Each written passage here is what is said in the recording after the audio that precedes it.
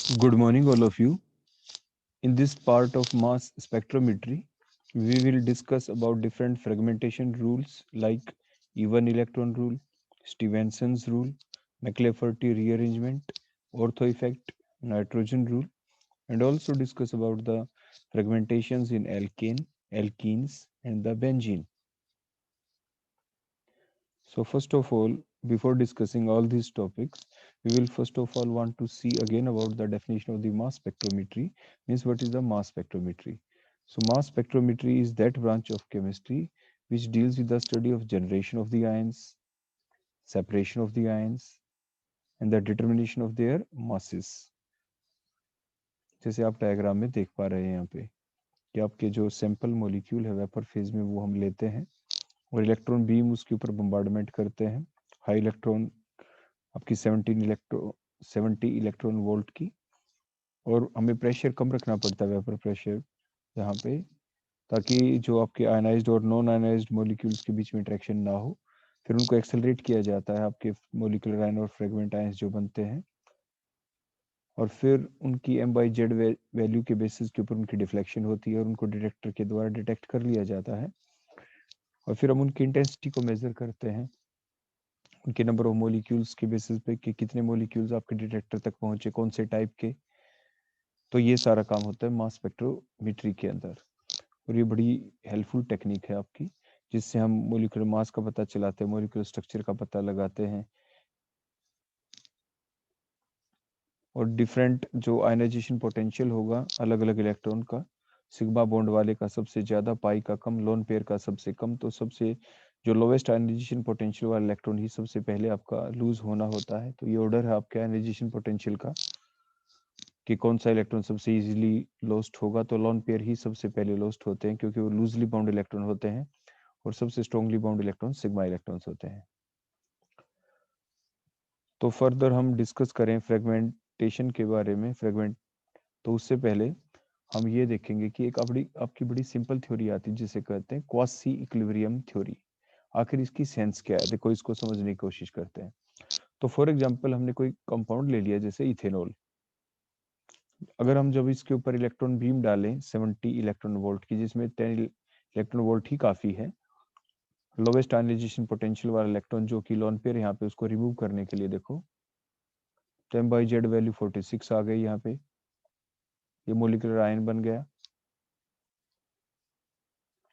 फिर हम यहाँ पे देख पा रहे हैं कि जो भी मोलिकुलर आयन है देखो वो आपके पहुंच भी सकता है डिटेक्टर तक हो सकता है ना भी पहुंचे हो सकता है उसकी फ्रेगमेंटेशन हो जाए फ्रेगमेंट आयंस बन जाए पहले आयन सोर्स रीजन के अंदर लेकिन एक बड़ा बेसिक फैक्ट है वो ये है कि जो मोलिकुलर आयन होते हैं उसकी बारे में एक नंबर का क्वेश्चन पूछ लिया जाए what is the half life of the molecular ions और द अदर फ्रेगमेंट आयंस तो the range of their half life is in between 10 की पावर -5 टू 10 की पावर -6 सेकेंड ये रेंज है कि हम याद रखते हैं लेकिन जो मोलिकुलर वाइब्रेशन होती रहती है जो ये मोलिक्यूल है देखो जैसे हमने ये दिखाया आपके सामने ये इथेनॉल था देखो इलेक्ट्रॉन बीम हमने देखो ये डाली और ये एक इलेक्ट्रॉन को इजेक्ट करवा के देखो ये जो मोलिकुलर आयन देखो यहाँ पे बन गया इस मोलिकुलर आयन के अंदर आप बड़े ध्यान से देखिए कि आपको डिफरेंट और भी बॉन्ड्स दिख रहे हैं दिख रहे हैं ना आपको डिफरेंट बॉन्ड्स देखो सी और ओ के बीच में बॉन्ड है तो हो सकता है यहाँ से बॉन्ड का क्लीवेज हो जाए सी और सी के बीच क्लीवेज दिख रहा है हो सकता है यहाँ से बॉन्ड का क्लीवेज हो जाए तो हम इस बात को कैसे करें एक्सप्लेन तो ये पाया गया है कि जो मोलिकुलर वाइब्रेशन होती है जो ये डिफरेंट ये पूरा जो मोलिक्यूल है इसके अंदर जो डिफरेंट बॉन्ड्स हैं इनके अंदर जो वाइब्रेशन होती है तो वो वाइब्रेशन कितनी होती है मोलिकुलर वाइब्रेशन टेक्स 10 की पावर माइनस में 10 टू 10 की पावर माइनस में 12 सेकंड इतना कम समय लेते हैं और जबकि जो ये रुकेंगे वहां पे इनकी हाफ लाइफ कितनी होगी बोलो आयनाइजिंग जो रीजन है जहाँ पे इलेक्ट्रॉन बीम डालते हैं और ये आपके मोलिकुलर आयन बनता है या आगे फ्रेगमेंट आयन बनते हैं उनकी हाफ लाइफ कितनी है 10 की पावर -5 टू 10 की पावर -6 सेकंड इतनी हाफ लाइफ है लेकिन जो ये मोलिकुलर आयन बना इसके बॉन्ड के अंदर जो वाइब्रेशन पैदा होती है वो बड़ी फास्ट होती है means the time of molecular vibration जो है is very very small very very less as compare to the half life of the molecular ion इसीलिए क्या होगा इसलिए ये बिल्कुल सच है कि a large number of millions of vibration takes place before the fragmentation of the molecular ion. जो मोलिकुलर आयन बनता है उसकी जो आपकी हाफ लाइफ है, कितनी देर तक वो उसी फॉर्म में रहेगा बिफोर फ्रेगमेंटेशन या बिफोर रीचिंग टूवर्ड्स द आपके डिटेक्टर, जब वो आयन सोर्स से बाहर जाएगा या आयन सोर्स के अंदर रहता है वहीं पे जो एक्सेस एनर्जी के द्वारा मोलिकुलर आयन का फ्रेगमेंटेशन होगा, तो कितनी देर तक वो उसी फॉर्म में एग्जिस्ट किए रखता है, यानी उसमें फ्रेगमेंटेशन नहीं होता। वो टाइम क्या है, 10⁻⁵ टू 10⁻�6 इसकी हाफ लाइफ है, उतनी टाइम तक रहेगा। लेकिन उस टाइम से भी कम समय में, मीन्स 10⁻10 टू 10⁻12 इतने समय में बॉन्डों के अंदर वाइब्रेशन होती रहती है, जिसकी वजह से क्या होता है, तो जो मोलिकुलर वाइब्रेशन जो होती है पूरे मोलिक्यूल में होंगी, हर बॉन्ड में एक कोने से दूसरे कोने तक पूरे मोलिक्यूल के जितने भी बॉन्ड हैं सभी के अंदर यूनिफॉर्म वाइब्रेशन होनी होती है। तो दीज यूनिफॉर्म मोलिकुलर वाइब्रेशंस जो होती हैं they causes the rapid distribution of that excess energy. जो एक्सेस एनर्जी है, जैसे आपकी जो इलेक्ट्रॉन बीम आपने डाली थी उसमें से बोलो कितनी इलेक्ट्रॉन वोल्ट की आपने डाली थी, 70, लेकिन इस इलेक्ट्रॉन को निकालने के लिए जो सफिशिएंट थी वो बोलो कितनी थी, 10 इलेक्ट्रॉन वोल्ट मान लीजिए। 60 इलेक्ट्रॉन वोल्ट की जो एनर्जी बच गई, बोलो कितनी बच गई इसमें से, 60 इलेक्ट्रॉन वोल्ट एनर्जी। ये जो 16 इलेक्ट्रॉन वोल्ट जो एनर्जी है, ये जो एनर्जी है ये क्या होती है, एक्सेस ऑफ एनर्जी। ये इन जितने भी जो मॉलिक्यूल्स हैं इनके बॉन्ड के अंदर जो वाइब्रेशन हो रही है पैदा, इसके अंदर इक्वली डिस्ट्रीब्यूट हो जाती है irrespective of the nature of the bond, कि वो बॉन्ड है कैसा। So means there occurs the uniform distribution of that excess energy, that is the near about 60 electron volt energy around the various bond in the molecular ion। uniform distribution हो जाता है, जिसकी वजह से क्या होगा, any of the bond in the molecular ion might be break, कोई भी बॉन्ड अब टूट सकता है क्योंकि इक्वल डिस्ट्रीब्यूशन हो गया आपकी एनर्जी का मोलिकुलर वाइब्रेशन की वजह से, तो कोई भी बॉन्ड टूट सकता है अब। और जो ये यूनिफॉर्म डिस्ट्रीब्यूशन हुआ है इस एक्सेस ऑफ एनर्जी का around all the bond that in the molecular ion, that is called QET, means quasi equilibrium theory।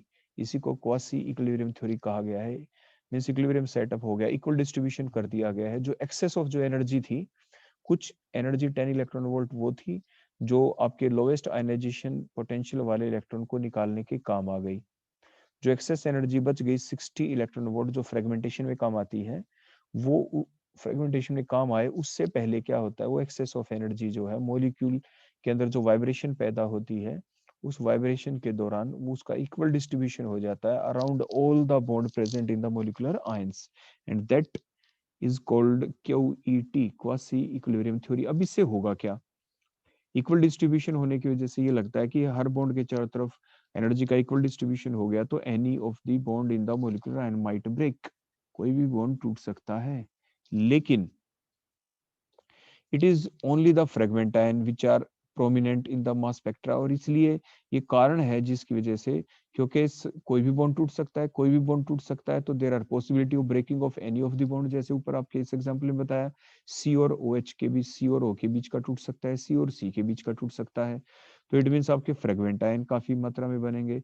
और इसलिए जो भी आपके मास स्पेक्ट्रा होता है उनमें अगर मोलिकुलर आयन अगर स्टेबल नहीं है, तो जो प्रोमिनेंट जो आपके आयंस रहते हैं मास स्पेक्ट्रा के अंदर वो कौन होते हैं, वो होते हैं आपके फ्रेगमेंट आयंस।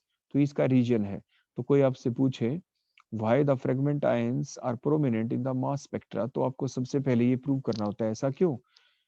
तो उसके लिए हमें प्रूव करना होगा कि कोई भी बॉन्ड टूट सकता है मोलिकुलर आयन का। तो वो कैसे करे प्रूव, कोई भी बॉन्ड टूट सकता है, वो तभी हो सकता है जब हम ये शो करें कि मोलिकुलर आयन के अंदर जितने भी बॉन्ड है उन सारे बॉन्डों के अराउंड जो एक्सेस एनर्जी का डिस्ट्रीब्यूशन सेम हो गया है। तो क्वेश्चन बनता है वो सेम क्यों हो गया है, सेम इसलिए हो गया क्योंकि मॉलिक्यूल्स का वाइब्रेशन हुआ और यूनिफॉर्म वाइब्रेशन हुआ। तो वो यूनिफॉर्म वाइब्रेशन क्यों हो पाया, वो इसलिए हो पाया क्योंकि जो मॉलिक्यूलर वाइब्रेशन होने में जो समय लगता है वो बहुत ही कम है as compare to the half life of the molecular ion. तो इस टाइप से आप स्टेप बाय स्टेप इन चीजों को याद रखते हैं। अब उसके बाद जो फ्रेगमेंटेशन है वो आपके क्या हो सकता है, या तो होमोलिटिक होगा या कैसा होगा, बोलो हेटेरोलिटिक होगा, फिशन आपके जितने भी बॉन्ड है इनका। लेकिन अगला पॉइंट ये आ जाता है कि even though all the bond in the molecular and do not undergo fragmentation, के सारे जो बॉन्ड हैं उनका फ्रेगमेंटेशन फिर भी नहीं होता। कुछ बॉन्ड टूट जाते हैं और कुछ नहीं टूटते हैं। वो इसलिए क्योंकि जो 70 इलेक्ट्रॉन वोल्ट जो हमने टोटल एनर्जी डाली थी वो सफिशिएंट नहीं है, क्योंकि जब उसका इक्वल डिस्ट्रीब्यूशन हो गया है तो जिसकी वजह से आपके जो आपके वीक बॉन्ड है वो आपके टूट जाएंगे। और फर्दर टूटना किस बात के ऊपर डिपेंड करता है कि आपके टूटने के बाद कौन सा फ्रेगमेंट आयन बनेगा, क्या वो स्टेबल है भी या नहीं है, क्योंकि हर चीज यूनिवर्स में क्या होना चाहती है, बोलो, स्टेबिलिटी होना चाहती है। इसलिए हर टाइप के बॉन्ड नहीं टूट सकते। बॉन्ड वही टूटेगा, यानी टूटने को तो सारे टूटेंगे, लेकिन कौन से बॉन्ड के टूटने के चांस ज्यादा होंगे, उस बॉन्ड के टूटने के चांस ज्यादा होंगे जिसके टूटने के बाद जो आपकी स्पीसी बने वो ज्यादा स्टेबल हो। फिर क्वेश्चन ये उठता है कि भाई ये बॉन्ड इसलिए नहीं टूटा क्योंकि आपने एनर्जी 70 इलेक्ट्रॉन वोल्ट की डाली, वो इनसफिशिएंट थी सभी बॉन्डों को तोड़ने में। अगर हम एनर्जी डाल दें 70 इलेक्ट्रॉन वोल्ट से ज्यादा तो क्या होगा, तो ज्यादा अगर हम डाल देंगे तो उसकी वजह से आपकी जो सेकंड आयनाइजेशन एनर्जी हो जाएगी, सेकंड आयनाइजेशन हो जाएगा, इसका जो +1 चार्ज आता है, जो पहली इलेक्ट्रॉन बीम आपने डाली जिससे मोलिकुलर आयन बना, तो अगर आप और ज्यादा एनर्जी बढ़ा देते 70 इलेक्ट्रॉन वोल्ट से ज्यादा, उससे क्या होगा, उससे ये होगा, बॉन्ड टूटने की बजाय, जो बॉन्ड आपके टूटने चाहिए वो टूटने की बजाय और फ्रेगमेंट आयन बनने की बजाय जो एनर्जी हम एक्सेस में बढ़ा देते हैं वो एनर्जी उतनी होती है जो कि आपके दूसरे इलेक्ट्रॉन को निकालने के काम आएगी। तो उसको कहते हैं कि the second ionization energy is reached, means आपके डाई पॉजिटिव आयन बन जाएगा। पहले क्या बनता है, वैसे हमने बताया मास स्पेक्ट्रोस्कोपी के अंदर यूनिपॉजिटिव आयन ही बनता है, उसी को डिटेक्ट किया जाता है, तो यहाँ पे डाई पॉजिटिव आयन बन जाएगा अगर हम जो एनर्जी कितनी डाले बाहर से 70 इलेक्ट्रॉन वोल्ट से ज्यादा की डाले, तो वो हम किस लिए डालने की कोशिश कर रहे थे 70 इलेक्ट्रॉन वोल्ट से ज्यादा की, ताकि आपके जितने बॉन्ड हैं मोलिकुलर आयन के अंदर वो सारे टूट जाएं। लेकिन वो तो टूटे नहीं, बल्कि हो क्या गया, जब वो एनर्जी अगर हमने बढ़ा दी तो उसकी वजह से आपके सेकंड इलेक्ट्रॉन भी निकलना शुरू हो जाता है और डाई पॉजिटिव आयन बन जाता है। नेक्स्ट हम देखेंगे जो बेसिक रूल आपके क्या क्या है फ्रेगमेंटेशन के। तो जो सबसे पहला रूल आता है वो आता है इवन इलेक्ट्रॉन रूल। आपके सिंपल बेसिक डेफिनेशन आ सकती है इनकी, डिफाइन विद एन एग्जांपल या एक्सप्लेन द फॉलोइंग रूल्स। तो उनमें से पहला रूल है इवन इलेक्ट्रॉन रूल। जैसे कि नाम से पता चल रहा है कि इवन का मतलब डबलिंग, मीन्स मतलब बार बार, मीन्स क्या नहीं होगा बार बार, ये कहा गया कि जब भी हम फ्रेगमेंटेशन करेंगे, अब हम एग्जांपल भी लेके देखेंगे, तो उस फ्रेगमेंटेशन के दौरान जो मोलिकुलर आयन का फ्रेगमेंटेशन होगा, तो उसके दौरान the successive loss of radicals from the molecular ion is forbidden. मतलब आपके एक बार फ्री रेडिकल आपका लॉस हो गया, एक बार रेडिकल लॉस हो गया फर्स्ट स्टेप के अंदर, मान लीजिए मोलिकुलर आयन का फ्रेगमेंटेशन हुआ, तो उस फ्रेगमेंटेशन के दौरान मान लीजिए एक फ्री रेडिकल बन गया, तो अगली स्टेप में भी दोबारा फ्री रेडिकल लॉस नहीं होगा। Means successive loss of free radicals from the molecular ion is forbidden. अब हम एग्जांपल देखते हैं, जैसे हमने फ्रेगमेंटेशन देखा एल्केन के अंदर, तो देखो हमने ये एल्केन लिया, एन पेंटेन हमने ले लिया, तो जब हम इलेक्ट्रॉन बीम इसमें डालते हैं,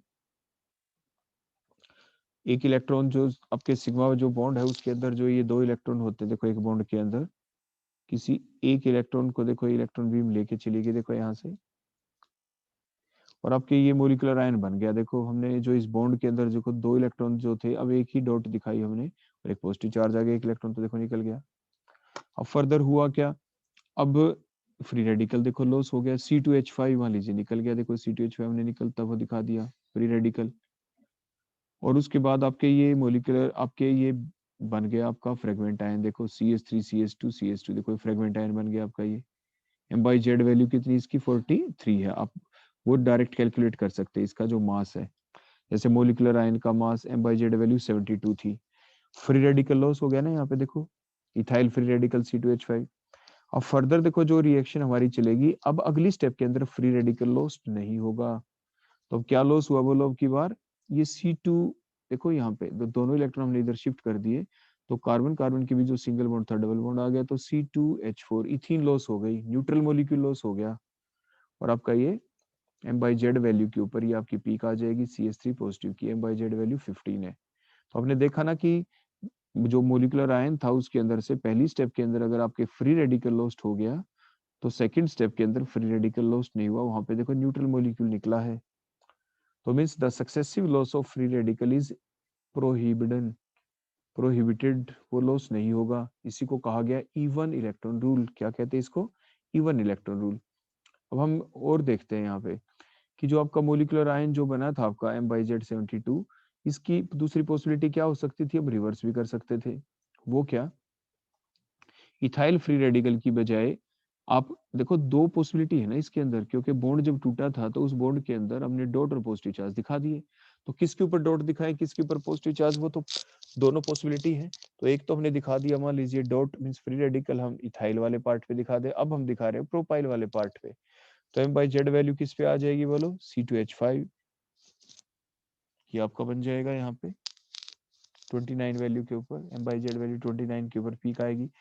जैसे अभी हमने पढ़ा था क्वासी इक्विलिब्रियम जो थ्योरी थी हमारी, उसके अंदर ये तो पढ़ा था ना कि आपके जो इक्वल डिस्ट्रीब्यूशन हो जाता है मोलिकुलर वाइब्रेशन की वजह से, तो कोई भी बॉन्ड टूट सकता है। तो जो कोई भी बॉन्ड टूट सकता है तो किसी के ऊपर अब आपके फ्री रेडिकल आ सकता है, किसी दूसरे के ऊपर कैटायन आ सकता है। अब नेक्स्ट पॉसिबिलिटी, जैसे हमने बताया था कि एल्केन की जब हम फ्रेगमेंटेशन कर रहे थे एन पेंटेन के अंदर, तो हमने पहले जो बॉन्ड टूटता हुआ दिखाया था वो किस बेसिस पे दिखाया था, देखो कार्बन एटम नंबर 1, ये 2, ये 3, अगर हम नंबरिंग करें 3, और उसके बाद ये 4 और ये 5, तो हमने बॉन्ड का क्लीवेज दिखाया 2 और 3 के बीच में। अब अगर ये इलेक्ट्रॉन बीम जो बम्बार्डमेंट करती है, अगली पॉसिबिलिटी क्या होती है, 1 और 2 के बीच में। देखो ये दो डॉट हमने दिखा दी, अगर यहाँ पे इलेक्ट्रॉन आपके एक इलेक्ट्रॉन को निकाल के ले जाए, इलेक्ट्रॉन बीम इजेक्शन हो जाए, देखो ये पॉसिबिलिटी बन जाती है। अब ये बन जाती है तो इसमें क्या होगा, CH3 फ्री रेडिकल निकल गया, और आपका क्या बन गया बोलो, एम बाई जेड 57 के ऊपर आपकी पीक आ जाएगी यहाँ पे। या दूसरी पॉसिबिलिटी क्या हो सकती है, रिवर्स, जैसे मैंने आपको बताया फ्री रेडिकल किसी भी पार्ट पे आ सकता है, मीन C4H9 के ऊपर तो फ्री रेडिकल आ जाए, और CH3 आपका एम बाई जेड 15 की आपकी आपकी सिग्नल आ जाए, आपकी पीक आ जाए आपके मास स्पेक्ट्रा के अंदर। तो ये हमने देखा, और इसके अंदर ये भी देखा कि जो successive loss of free radical is prohibited, successive loss of the free radical is prohibited, वो हमने इधर आपकी राइट साइड में जो हमने सीरीज दिखाई उसके अंदर हमने प्रूव भी किया। या दूसरे शब्दों में हम क्या कह सकते हैं कि ये रूल क्या कहता है कि once the electron fragment ion is formed by the loss of free radical, के फ्री रेडिकल लॉस होने के बाद, जैसे ये फ्री रेडिकल हमने लॉस किया, उसके बाद जो आपका ये फ्रेगमेंट आयन बनता है, जैसे हम बाई जेड के ऊपर बन गया, then that fragment ion thus formed involve the subsequently it will lose the neutral molecule, वो neutral molecule ही loss करेगा, and to give the another fragment ion, और एक और दूसरा fragment ion हमें मिल जाएगा। तो इसको घुमा फिरा के बोला गया है कि successive loss of free radical is inhibited या फॉरबिडन, या कि फर्स्ट स्टेप के अंदर क्या लॉस होगा, आपका जो फ्रेगमेंट जो मोलिकुलर आयन है, the first step loses the free radical to give the fragment ion, and that fragment ion further undergo fragmentation to give the neutral molecule and another fragment ion। तो इस बात को ऐसे घुमा के फिरा के बोला गया है। इसके बाद नेक्स्ट हमारा रूल आ जाता है जिसे कहते हैं स्टीवेंसन रूल। ये एप्लीकेबल होता है आपके उन एल्केन्स के अंदर जिनके अंदर ब्रांचिंग है। तो इसने क्या कहा कि during the fragmentation of the branched alkane, सबसे पहले जो फ्रेगमेंटेशन होगा वो ब्रांचिंग पोजीशन पे होगा। देखो इस कार्बन के चारों तरफ देखो सेंट्रल जो कार्बन है जिसके ऊपर एक साइड में मिथाइल ग्रुप लगा हुआ है, एक साइड में इथाइल है दो, एक साइड में प्रोपाइल है, इस टाइप से दिखा रखा है। तो ये फ्रेगमेंटेशन पॉइंट है। देखो यहाँ से भी हो सकता है, कहीं से भी हो सकता है। देखो ये सारी पॉसिबिलिटी, ऐसे हो सकता है, ऐसे हो सकता है, ऐसे हो सकता है, लेकिन होगा ब्रांचिंग पॉइंट के ऊपर फ्रेगमेंटेशन। लेकिन ये रूल क्या कहता है, पहली बात, the fragmentation occurs at branching point, वो तो हमने देख ली, ब्रांचिंग पॉइंट तो 4 हो गए, चारों तरफ से हो सकता है। लेकिन अब सेकंड पॉइंट क्या आ जाता है कि जो इलेक्ट्रॉन बीम जब डलती है तो वो उस पार्ट, उस ब्रांचिंग पार्ट के ऊपर अटैक करेगी, वहां से इलेक्ट्रॉन निकलेगा। देखो एक बॉन्ड के अंदर दो डॉट हमने दिखा दी, देखो ये इलेक्ट्रॉन है, एक इलेक्ट्रॉन को ये रिजेक्ट कर ले जाएगी इलेक्ट्रॉन बीम, वहां से टूटेगा जहां से आपका लार्जेस्ट फ्री रेडिकल लॉस्ट होता हो। कौन लॉस होता है, बोलो आपका लार्जेस्ट फ्री रेडिकल, उसका रीजन भी बताया गया है। देखो हम पहले ये शो कर दें, दूसरे जगह से लॉस नहीं होगा। जैसे इलेक्ट्रॉन बीम हम डाल ले यहाँ से, तो देखो अगर लॉस पहली जो हमने स्टेप दिखाई अगर वहां से दिखाते तो बोलो क्या होता, कौन लॉस होगा यहाँ पे, A1 2 3, देखो प्रोपाइल फ्री रेडिकल। अगर हम यहाँ पे इलेक्ट्रॉन बीम डाल लें, देखो इस बोर्ड के ऊपर जहाँ ब्लू कलर से दिखाया, तो इथाइल फ्री रेडिकल लॉस्ट होगा। अगर हम यहाँ पे दिखाएं थर्ड पोजीशन के ऊपर इलेक्ट्रॉन बीम इसके यहाँ से करें तो इथाइल फ्री रेडिकल लॉस्ट होगा। तो ये डिफरेंट पॉसिबल है, लेकिन पॉइंट हमारा क्या बन जाता है, the base peak will be of that fragment ion which is formed by the loss of largest free radical from the molecular ion। Largest free radical कौन सा निकल रहा है बोलो, जो आपका पाथ नंबर 1 है जहाँ पे प्रोपाइल फ्री रेडिकल निकल रहा है। ऐसा क्यों? देखो, जो आपका स्टेबिलिटी ऑर्डर अगर आप डिफरेंट फ्री रेडिकल्स की देखें, जैसे CH3 फ्री रेडिकल, दूसरा अगर निकलता है मान लीजिए इथाइल फ्री रेडिकल, और थर्ड वन अगर हम देखें जिसे हम कहते हैं प्रोपाइल फ्री रेडिकल, तो जो वो फ्री रेडिकल लॉस्ट होगा जो सबसे ज्यादा इनमें स्टेबल होगा। यहाँ पे तो जो फ्री रेडिकल है उसका जो डिस्पर्सल होगा, उसकी जो डिस्पर्सल होगा ओवर द 3 कार्बन एटम हो जाएगा। यहाँ पे 2 कार्बन एटम के ऊपर ही होगा फ्री रेडिकल का डिस्पर्सल, यहाँ पे होगा ही नहीं। तो जो सबसे स्टेबल फ्री रेडिकल है वो आपका प्रोपाइल फ्री रेडिकल है as compare to the ethyl, as compare to the methyl. इसलिए ब्रांचिंग पॉइंट के ऊपर जब भी क्लीवेज होता है उसके दौरान जो आपका फ्री रेडिकल लॉस्ट होगा वो लार्जेस्ट फ्री रेडिकल होगा, और इसी रूल को कह दिया गया स्टीवेंसन्स रूल। तो what is the Stevenson's rule? It states that during the fragmentation of the branched alkanes, the fragmentation occurs at the branching point, point number 1, and the base peak का मतलब high intense peak जो होगी, high intensity की जो peak आएगी, will be of that fragment ion which is formed by the loss of the largest radical from the molecular ion. अब देखो यहाँ से आपके ये हमने लॉस होते हुए दिखाया आपका प्रोपाइल फ्री रेडिकल। देखो देखो आपका बन गया यहाँ पे, पहले तो हमने दिखाया इलेक्ट्रॉन बीम जब डली तो इलेक्ट्रॉन का इजेक्शन हुआ तो मोलिकुलर आयन बना। मोलिकुलर आयन के अंदर से फिर क्या लॉस हुआ बोलो, आपके फ्रेगमेंट आयन बन गया आपका। ये आपके प्रोपाइल फ्री रेडिकल देखो माइनस करके हमने डॉट लगा रखी रेड कलर से, भी प्रोपाइल फ्री रेडिकल निकल गया। सेकंड पॉसिबिलिटी के अंदर देखें, देखो सबसे पहले मोलिकुलर आयन बना और इसमें से फिर आपका लॉस्ट हो जाएगा फ्री रेडिकल। तो फ्री रेडिकल जो लॉस्ट हुआ बोलो कौन हुआ है यहाँ पे, यहाँ से लॉस हुआ आपका, ये हमने शो किया देखो माइनस में, इथाइल फ्री रेडिकल आपका लॉस्ट हो गया। अगर हम फर्दर इसी टाइप से देखें, अगर इलेक्ट्रॉन बीम डले और आपके मिथाइल फ्री रेडिकल देखो लॉस्ट करवा सकते हैं हम। मॉलिक्यूलर आयन बना, देखो मिथाइल फ्री रेडिकल लॉस्ट करवा दिया, फ्रेगमेंट आयन ये बन गए। तो जो बेस पीक हम किसको कहें, देखो हमने तीनों जगह बेस पीक लिखा लेकिन ये बेस पीक नहीं होगी, ये भी बेस पीक नहीं होगी। बोलो क्यों नहीं होगी? वो इसलिए नहीं होगी क्योंकि लार्जेस्ट फ्री रेडिकल कहाँ से लॉस हुआ है, देखो ये यहाँ से लॉस हुआ है, ये प्रोपाइल फ्री रेडिकल है। यहाँ पे इथाइल फ्री रेडिकल लॉस्ट होगा, यहाँ से मिथाइल फ्री रेडिकल लॉस्ट होगा। सबसे स्टेबल कौन है बोलो, आपके प्रोपाइल फ्री रेडिकल। क्लियर हो गया? तो हम दूसरे तरीके से क्या कह सकते हैं कि इट स्टेट्स दैट कि during the fragmentation of the branched alkane the positive charge remain on the fragment ion with the lowest ionization energy, और ये आपके स्टीवेंसन्स रूल कहलाते हैं।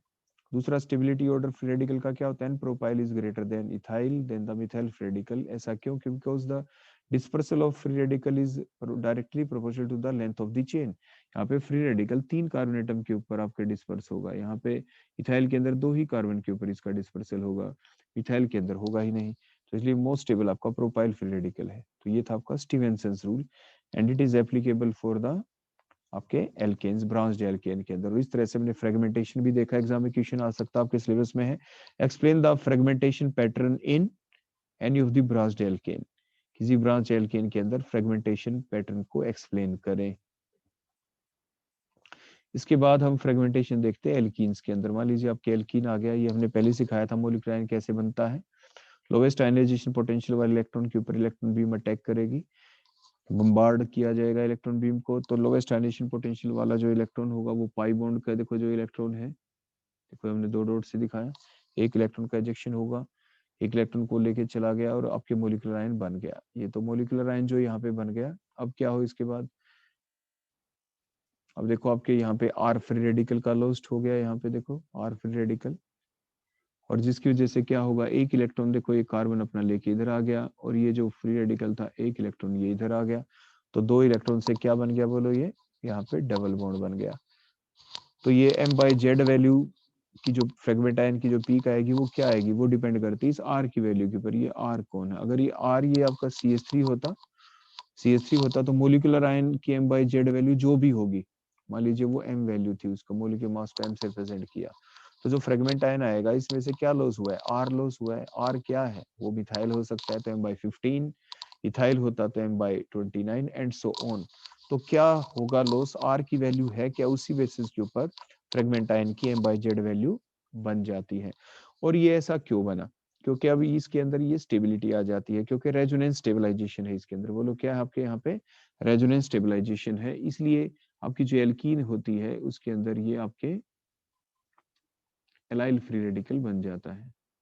देखो रेजोनेंस आपकी चलेगी इसमें, क्योंकि डिस्पर्सल हो जाएगा। देखो पॉजिटिव चार्ज का कैसे, अगर इन दोनों इलेक्ट्रॉन को देखो, कंडीशन क्या थी रेजोनेंस की, the conjugated system is the double bond must be present alternatively with positive charge or the negative charge or the double bond। यहाँ पे पॉजिटिव चार्ज के साथ है, तो इन दोनों इलेक्ट्रॉन को अगर हम यहाँ पे शिफ्ट कर दें तो फिर क्या हो जाएगा, देखो ये जो CH2 है अब इसके ऊपर आ जाएगा। देखो ऐसे पॉजिटिव चार्ज यहाँ पे, ये सिंगल बॉन्ड हो जाएगा, ये CH था, और जो आगे CH2 था उसके पास दो इलेक्ट्रॉन चले गए, देखो 1 और 1 2 डॉट, ये दोनों इलेक्ट्रॉन की शिफ्टिंग हुई तो यहाँ पे डबल बॉन्ड बन गया।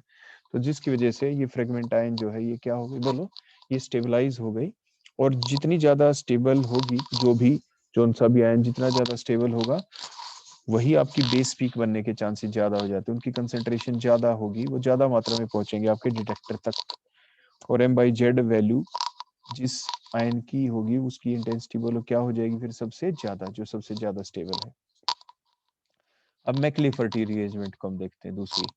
दूसरा जो रूल आता है, ये उन कंपाउंडों के अंदर चलता है जिसमें गामा हाइड्रोजन हो, बोलो क्या हो, gamma hydrogen with respect to the double bond.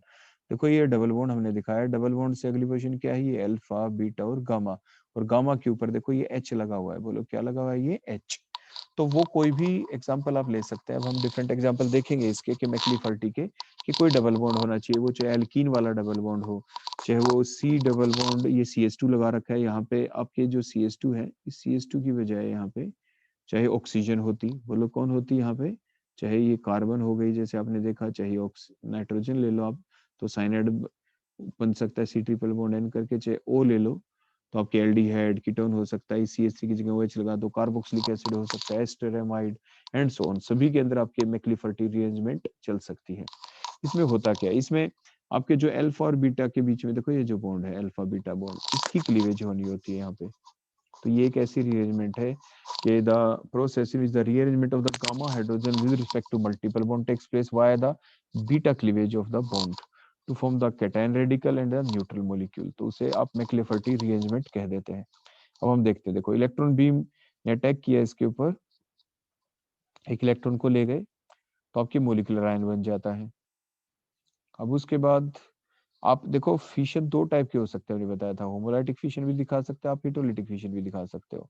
Homolytic fission अभी हमने जैसे हिट्रोलाइटिक दिखाया कि जो H क्या करेगा, ये दोनों इलेक्ट्रॉन, डॉट का मतलब क्या है, कार्बन हाइड्रोजन के बीच में जो दो डॉट है, दोनों इलेक्ट्रॉन लेके H इस कार्बन के पास पहुंच गया, ऐसा भी हो सकता है।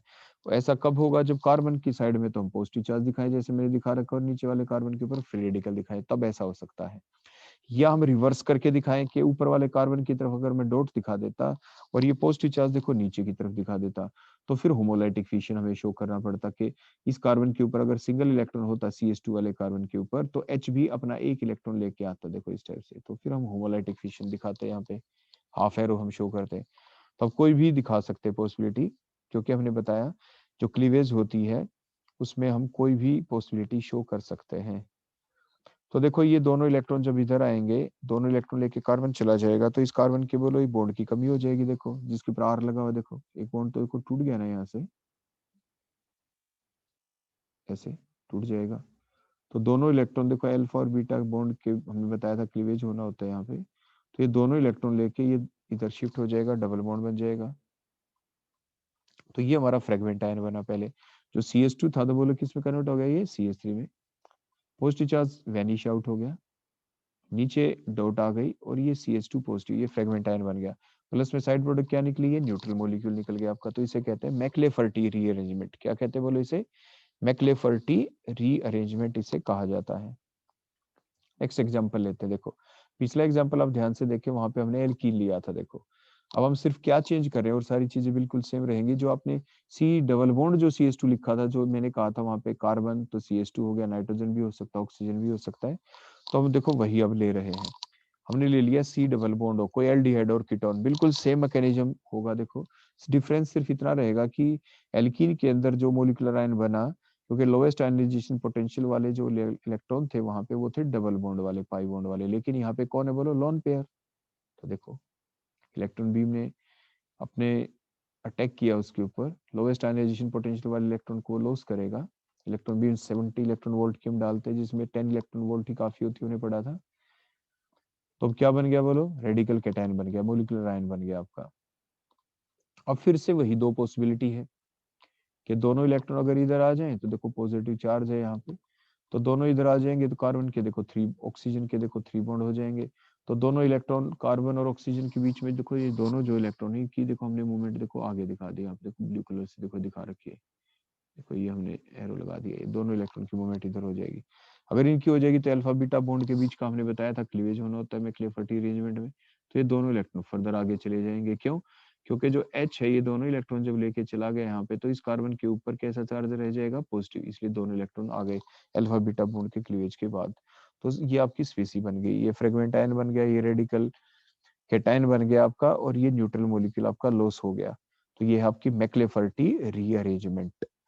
तो ये एप्लीकेशन है मास स्पेक्ट्रोमेट्री की, कि मास स्पेक्ट्रोमेट्री की हेल्प से अगर कोई भी ऐसा कंपाउंड कि उसके अंदर आपके गामा पोजीशन के ऊपर हाइड्रोजन है या नहीं ये पता लगाया जा सकता है। अगर उसके अंदर गामा पोजीशन के ऊपर हाइड्रोजन है with respect to multiple bond तो उस कंपाउंड के अंदर आपकी मैक्लेफर्टी रीअरेंजमेंट चलेगी, अदरवाइज मैक्लेफर्टी रीअरेंजमेंट नहीं होगी। तो एल्डिहाइड कीटोन के अंदर भी मैक्लेफर्टी रीअरेंजमेंट चल सकती है, लेकिन गामा हाइड्रोजन का होना जरूरी है। सिमिलरली आप देखो ये आर की जो वैल्यू है इधर देखो, ये जो आर था यहाँ पे एल्डिहाइड की टर्म देखो ये वाला आर, इसकी वैल्यू हमने चेंज कर दी। देखो यहाँ पे आप ओ एच लगा सकते हो तो कार्बोक्सिलिक एसिड, ओ आर लगा दो तो एस्टर, एक्स लगा दो तो एसिड हेलाइड, NH2 लगा दो तो एसिड अमाइड। तो मैकेनिज्म बिल्कुल वैसा ही चलेगा जैसे अभी हम ऊपर समझ चुके हैं। देखो इलेक्ट्रॉन बीम ने, जब हमने फोल की electron beam, highly energetic electron beam, तो लोवेस्ट आयनाइजेशन पोटेंशियल वाला जो इलेक्ट्रॉन लोन पेयर देखो वो आपका रिमूव हुआ, तो रेडिकल केटायन बन गया। फिर अगली स्टेप के अंदर देखो जो हाइड्रोजन है H है, CH के बीच के बॉन्ड, जो ये दोनों देखो इलेक्ट्रॉन है, ये दोनों इलेक्ट्रॉन के साथ क्या करता है बोलो, ये अपने इलेक्ट्रॉन लेके O के पास पहुंचता है, यहाँ पे O और H के बीच में देखो बॉन्ड बन जाएगा। तो उसके बाद कार्बोनिल इस ऑक्सीजन के देखो 3 बॉन्ड हो गए, तो ये दोनों इलेक्ट्रॉन देखो इधर शिफ्ट करने पड़ते हैं। फिर बीटा बॉन्ड का देखो क्लीवेज होगा, तो दोनों इलेक्ट्रॉन आगे शिफ्ट हो गए, ताकि वैलेंसी मेंटेन हमें रखनी है। तो आपने फिर से देखा कि आपका फ्रेगमेंट आयन बन गया, और साथ के साथ में आपके जो न्यूट्रल मॉलिक्यूल है वो लॉस हो जाती है। तो इसको मैक्लेफर्टी अरेंजमेंट कहा जाता है, कि एक ऐसी रीअरेंजमेंट है in which the transference of the shifting of the gamma hydrogen takes place towards the multiple bond along with the cleavage of alpha beta bond. जो alpha beta means beta cleavage भी यहाँ पे होती है, alpha और beta के बीच का जो बॉन्ड है वो आपका टूट जाता है। और भी एग्जांपल आप ले सकते हैं इसका, आप साइनाइड ले सकते हैं, बोलो क्या ले सकते हैं, बोलो आपके साइनाइड। तो उसके अंदर भी जो ट्रिपल बॉन्ड है C और N के बीच में, और आपके क्या नाम है गामा हाइड्रोजन भी है इसके अंदर। तो सबसे पहले इलेक्ट्रॉन बीम जो डालेंगे तो लोवेस्ट आयनाइजेशन पोटेंशियल वाला इलेक्ट्रॉन ही लॉस होगा, नाइट्रोजन पे लोन पेयर है तो वहीं से ही इलेक्ट्रॉन लॉस होगा, तो मोलिकुलर आयन बन गया। तो उसके बाद फिर से वही चीज, जो हाइड्रोजन है वो दोनों इलेक्ट्रॉन लेके देखो नाइट्रोजन के पास जाएगा, दोनों के दोनों इलेक्ट्रॉन लेके अपने C और H के बीच जो बॉन्ड था उसके दोनों इलेक्ट्रॉन लेके वो वहां पे पहुंच गया, नाइट्रोजन के साथ बॉन्ड बनाया नाइट्रोजन के, तो देखो ऐसे आपकी वैलेंसी बढ़ गई। तो ये अपने मेंटेन रखने के लिए नाइट्रोजन के जो मल्टीपल बॉन्ड के इलेक्ट्रॉन किधर शिफ्ट हो गए बोलो, CH2 जहाँ पे हमने अल्फा लिख रखा है उसकी तरफ। अब अल्फा बीटा बॉन्ड का क्लीवेज होना होता है, साथ के साथ देखो अल्फा बीटा बॉन्ड का क्लीवेज हुआ, वो बॉन्ड टूट गया, और आपके एक न्यूट्रल मॉलिक्यूल का देखो इस टाइप से जनरेशन होगा। तो ये तो फ्रेगमेंट आयन बना, प्लस में न्यूट्रल मॉलिक्यूल निकल गया। तो साइनाइड्स के अंदर भी आपने देखा आपके मैक्लेफर्टी अरेंजमेंट चल सकती है। अगला इफेक्ट हम देखेंगे, अगला जो रूल देखेंगे, जो बहुत इंपॉर्टेंट एप्लीकेशन आपके मास स्पेक्ट्रोमेट्री के अंदर, वो है ऑर्थो इफेक्ट। इसके बेसिस के ऊपर आप डिफरेंट आइसोमर्स को कंपेयर कर सकते हैं कि वो सिस आइसोमर है या ट्रांस है। तो ये एक ऐसा इफेक्ट होता है जो उन कंपाउंडों के अंदर चलता है जिसके अंदर एक ऑर्थो सब्स्टिट्यूएंट होना चाहिए, जिसके अंदर अल्फा हाइड्रोजन एटम जरूर हो, और ये सिस आइसोमर ट्रांस के बीच डिफरेंशिएट करने के काम आता है। ये ऑर्थो को मेटा और पैरा से भी डिफरेंशिएट करने के काम आता है। जैसे हमने कंपाउंड ले लिया आपका सैलिसिलिक एसिड, इसके ऊपर एक कार्बन के ऊपर तो OH लगा हुआ है, दूसरे एडजेसेंट कार्बन एटम के ऊपर क्या लगा हुआ है, कार्बोक्सिलिक एसिड ग्रुप। तो सबसे पहले इलेक्ट्रॉन बीम की हमने बम्बार्डमेंट की, और लोएस्ट आयनाइजेशन पोटेंशियल वाले इलेक्ट्रॉन को हमने लॉस करवा दिया। तो दो इलेक्ट्रॉन निकलेंगे, एक तो इलेक्ट्रॉन बीम जब हमने डाली वो, और दूसरा लोन पेयर। उसके बाद देखो ये आपका मोलिकुलर आयन बन गया। उसके बाद अब क्या होगा यहाँ पे कि जो इसके ऑर्थो पोजीशन के ऊपर जो दूसरा ग्रुप लगा हुआ है जो कार्बोक्सिलिक एसिड ग्रुप, वो दोनों के दोनों इलेक्ट्रॉन लेके, वो कौन से इलेक्ट्रॉन लेके बोलो, आपके दोनों इलेक्ट्रॉन लेके, या अगर हम ये मान ले कि यहाँ पे जो O और H के बीच का जो बॉन्ड है यहाँ पे, उसका हम फिशन दिखा दे होमोलाइटिक, तो देखो क्या होगा, OH एक इलेक्ट्रॉन लेके चला गया, उधर से H एक इलेक्ट्रॉन लेके आ गया, तो उससे क्या हुआ, उससे ये हो गया कि वाटर मॉलिक्यूल का लॉस हो गया देखो। लेकिन अब करें क्या उससे आगे, सारे बॉन्डों का हमें हाइड्रोलिटिक क्लीवेज दिखाना होगा। ऑक्सीजन के पास जो फ्री रेडिकल था उसने आगे शिफ्ट किया रिंग की तरफ, उस कार्बन के बॉन्ड ज्यादा हो जाएंगे, देखो एक इलेक्ट्रॉन इधर से आएगा ये फ्री रेडिकल, तो ये जो पाई बॉन्ड का एक इलेक्ट्रॉन देखो यहाँ से टूटेगा, वीक बॉन्ड यही है, तो इन एक इलेक्ट्रॉन इधर चला गया, देखो ये सी और ओ के बीच में डबल बॉन्ड बन जाएगा। तो जो एक इलेक्ट्रॉन कार्बन का इधर आया, देखो ये फ्री रेडिकल, तो जो ओ और एच के बीच का जो बॉन्ड टूटा था, जो ओ एच वाटर मोलिक्यूल देखो जो लॉस होगा, देखो यहाँ से मैंने होमोलाइटिक फिशन से देखो ऐसे बताया, ये वाटर मोलिक्यूल लॉस होगा, तो जो एक इलेक्ट्रॉन देखो यहाँ पे बच गया, ये इधर आ जाएगा देखो इस टाइप से, तो जिसकी वजह से सी और सी के बीच में यहाँ पे डबल बॉन्ड बन जाएगा। सी और सी के बीच में बोलो क्या बन जाएगा यहाँ पे, ये डबल बॉन्ड बन जाएगा, देखो यहाँ पे। इसको थोड़ा और अच्छे से दिखाते हैं कि ये इलेक्ट्रॉन लेके थोड़ा इधर आ गया बॉन्ड बनाने में। तो अगली जो वाटर मॉलिक्यूल तो देखो लॉस हो गया, और आप ध्यान से देखें, ये लॉस होने के बाद ओ और सी के बीच देखो ये यहाँ पे डबल बॉन्ड बन गया, जो डबल बॉन्ड था रिंग के अंदर देखो ये आपका सिंगल बॉन्ड हो गया। सी और सी के बीच में जो सिंगल था एक एक इलेक्ट्रॉन आने की वजह से देखो ये यहाँ पे डबल बॉन्ड बन गया, तो ये आपका फ्रेगमेंट आयन बन गया, तो ये हुआ ऑर्थो इफेक्ट। तो ऑर्थो इफेक्ट बोलो कब चला, ये तब चला उन कंपाउंडों के अंदर चला जिनके अंदर बोलो क्या था, एक ऑर्थो सब्स्टिट्यूएंट है and has a alpha hydrogen, और उसके पास एक H भी है, जैसे O के पास H लगा हुआ है, ऑर्थो पोजीशन के ऊपर सब्स्टिट्यूएंट है, और उसके अंदर आपके बेंजीन रिंग से जो डायरेक्टली अटैच OH है, जैसे O के ऊपर H भी है, ऐसे H का होना जरूरी है। इसके बाद नेक्स्ट हम देख लेते, जरूरी नहीं है सैलिसिलिक एसिड होता, अगर ऐसा होता कि जो ये OH हमने लगा रखा था ऊपर, उस OH की वजह क्या हो सकता है, देखो NH2 amide X halide OR esters और OH होता तो उसी टाइप से कार्बोक्सिलिक एसिड, बिल्कुल सेम मैकेनिज्म चलेगा जैसे हम ऊपर पढ़ ही चुके हैं। इलेक्ट्रॉन बीम ने बम्बार्डमेंट की, और देखो ये तब हो पाया because when these to group, जैसे OH ग्रुप है, देखो ये OH था यहाँ पे, और यहाँ पे देखो CH है, जिनके बीच में ये आपका ऑर्थ इफेक्ट चला, when these two OH are present on the same side, carbon के सेम साइड में, सेम साइड का मतलब क्या है, ये अगर आप देखें तो ये इसकी सिस फॉर्म बन जाएगी, इसमें अपोजिट तो जा नहीं सकते क्योंकि यहाँ पे तो रिंग हो गया। अगर ये रिंग ना होता, अगर ये रिंग ना होता और यहाँ पे बीच में डबल बॉन्ड बना देते तो ये सिस फॉर्म बन जाती, कैसी बन जाती बोलो, सिस फॉर्म। तो सिस फॉर्म के अंदर भी आपका ये इफेक्ट चल जाता है, ट्रांस के अंदर नहीं चलेगा। ट्रांस कब होती, जब ये OH और CH ऑपोजिट साइड में होते, तो ये शिफ्टिंग जो हम दिखा रहे हैं मूवमेंट ऑफ इलेक्ट्रॉन्स की, वो नहीं होगी। तो बिल्कुल सेम मैकेनिज्म है, देखो जैसे मैंने ऊपर दिखाया था, इसमें कोई भी चेंज नहीं होगा, वही सेम टाइप से देखो वाटर मोलिक्यूल लॉस होगा, सेम आपकी इलेक्ट्रॉन की मूवमेंट जो हम पहले आपको दिखा चुके हैं। तो लॉस क्या होगा, आपके वाटर, अगर कार्बोक्सिलिक एसिड है तो OR लगा हुआ होता है एस्टर तो एल्कोहल, एसिड हेलाइड X हो जाता तो HX, अगर आपके NH2 लगा होता तो ammonia as a side product loss होगा, और फ्रेगमेंट आयन उसी टाइप से बन गया जैसे आपके ऊपर एक्सप्लेन किया गया था। तो ये था आपके ऑर्थो इफेक्ट, क्लियर हो गया। फर्दर जैसे अभी मैंने आपको बताया कि जो ऑर्थो इफेक्ट जो चलता है उसमें जो मोलिकुलर आयन बनता है, जो इस टाइप से हमने मूवमेंट दिखाई, बिल्कुल सेम जो अभी पिछले पेज के ऊपर हमने दिखाई थी, तो इसका सिर्फ हमने रिपीटेशन करके दिखाया आपको अलग से। नेक्स्ट आ जाता है नाइट्रोजन रूल, बड़ा इंपॉर्टेंट रूल है ये, इससे में पता चलता है कि मोलिकुलर जो फार्मूला है वो कैसा है, उसकी स्ट्रक्चर है, उसके अंदर नाइट्रोजन है भी या नहीं है। इसको कैसे डिफाइन किया गया, ये कहा गया कि कोई भी जो कंपाउंड उसके अंदर या तो कोई नाइट्रोजन ही नहीं या इवन नंबर ऑफ नाइट्रोजन है, तो अगर हम उसका आयनाइजेशन कर दें ऐसे कंपाउंड का, बोलो कैसा कंपाउंड हो, कि any of the compound having no nitrogen atom or the even number of nitrogen atom on ionization with the electron beam of high energy near about 70 electron volt will give the monoisotopic molecular ion, तो हमें एक ऐसा molecular ion बनेगा जिसकी m/z value even होगी, बोलो क्या होगी, इवन। कोई भी कंपाउंड जिसमें कोई नाइट्रोजन ना हो या इवन नंबर ऑफ नाइट्रोजन हो, तो m/z वैल्यू जो होगी मोलिकुलर आयन की वो इवन होगी, एंड वाइस वर्सा।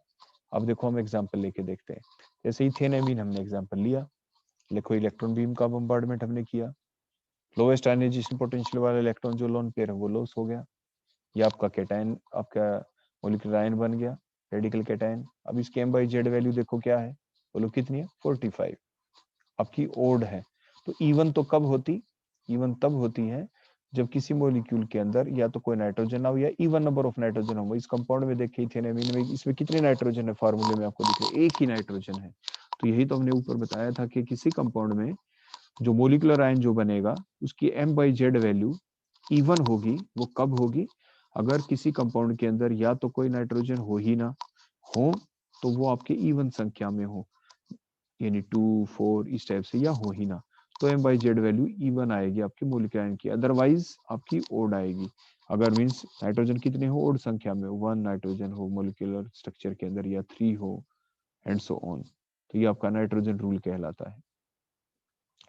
अब हम ले लेते हैं एक ऐसा एग्जांपल जिसके अंदर कोई नाइट्रोजन है ही नहीं, जैसे बेंजीन ले लिया हमने, ये रेड कलर से हमने बॉन्ड दिखाया, मान लीजिए इलेक्ट्रॉन बीम आई, जो पाई बॉन्ड का जो इलेक्ट्रॉन था इसमें से एक इलेक्ट्रॉन को देखो इजेक्ट करके ले गया, और जिसकी वजह से यहाँ पे जहाँ पे पाई बॉन्ड था वहां पे एक इलेक्ट्रॉन रह गया और एक पॉजिटिव चार्ज आ गया।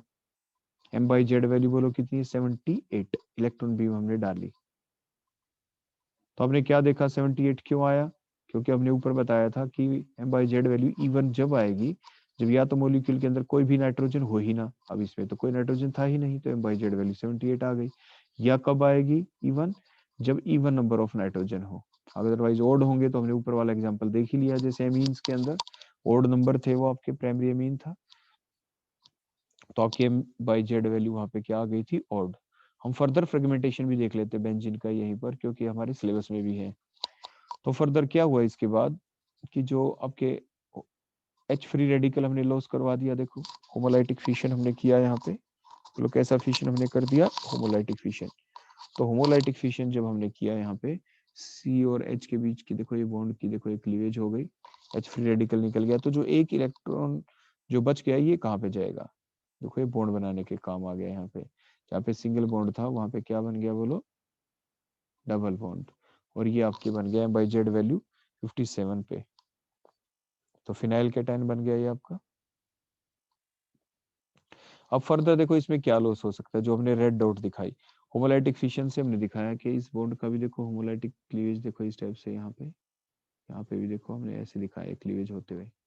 तो जहाँ पे कार्बन कार्बन के बीच डबल बॉन्ड था, एक एक इलेक्ट्रॉन और आने से क्या हो जाएगा यहाँ पे ट्रिपल बॉन्ड, मतलब एसिटिलीन लॉस हो जाएगी, एक न्यूट्रल मॉलिक्यूल लॉस होगा। क्या लॉस होगा बोलो, न्यूट्रल मॉलिक्यूल लॉस हो गया।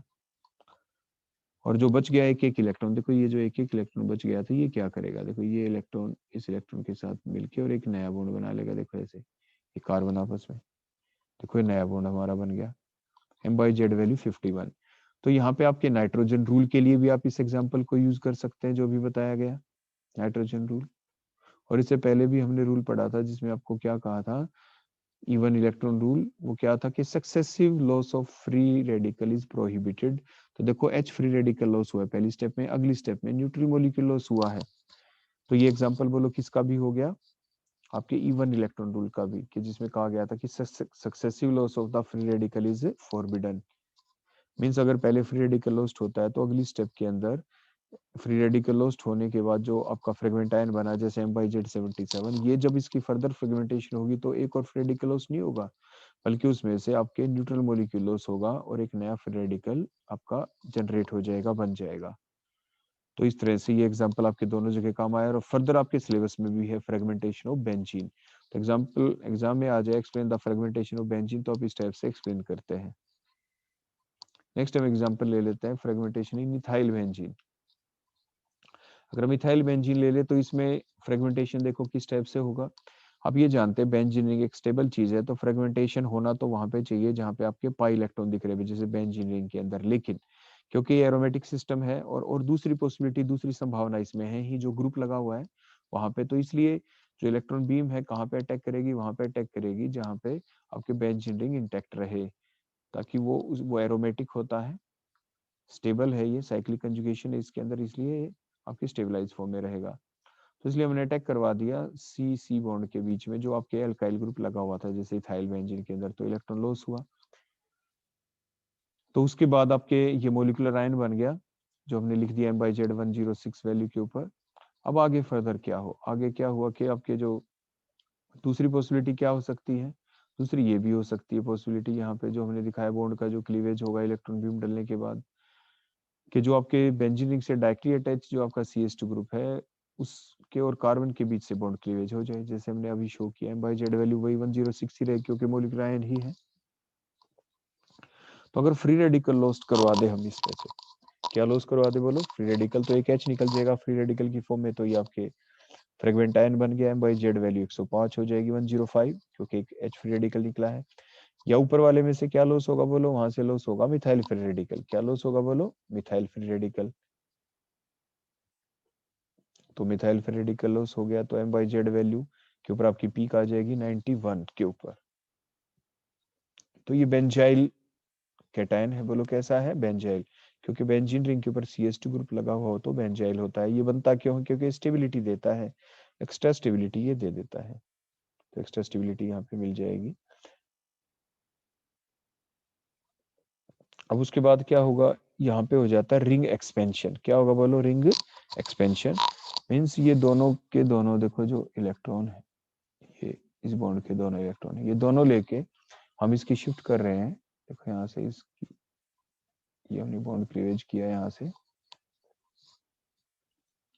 और साथ ही साथ क्योंकि इस कार्बन के ऊपर क्या हो जाएगा बोलो, फिर पॉजिटिव चार्ज आ जाएगा। दोनों इलेक्ट्रॉन, अगर हम दोनों इलेक्ट्रॉन को उस पर शिफ्ट करवा रहे थे तो इसलिए यहाँ से, ताकि न्यूट्रल मेंटेन रहे आपकी वैलेंसी, तो ये जो H है दोनों इलेक्ट्रॉन लेके इसी कार्बन पे मींस हाइड्राइड शिफ्ट हो जाएगी आपकी, और जिसकी वजह से ये ट्रोपाइलियम आयन बन जाएगा M बाई जेड वैल्यू 91 के ऊपर। ये एक स्टेबल स्ट्रक्चर है आपकी, ये कैसी स्ट्रक्चर आपकी, स्टेबल स्ट्रक्चर है, क्योंकि इसमें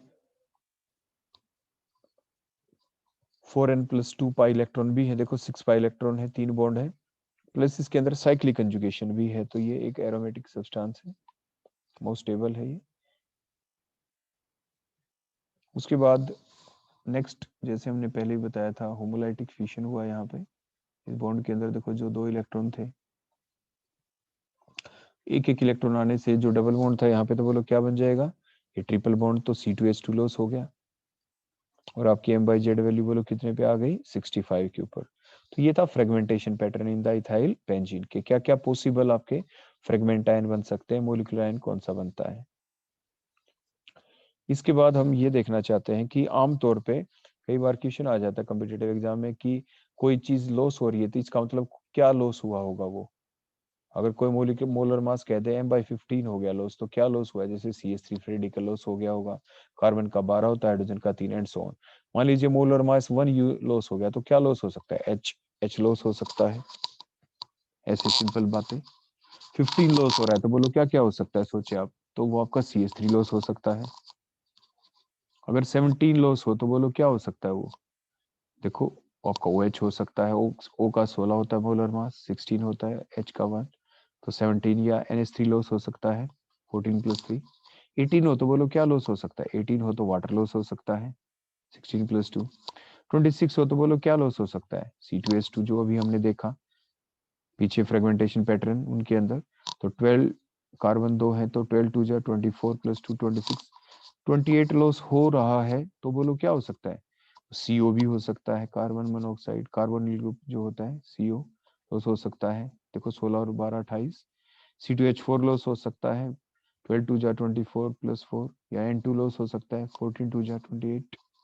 29 होगा तो क्या होगा, C2H5 इथाइल रेडिकल की फॉर्म में लॉस हो सकता है, CHO ग्रुप लॉस हो सकता है।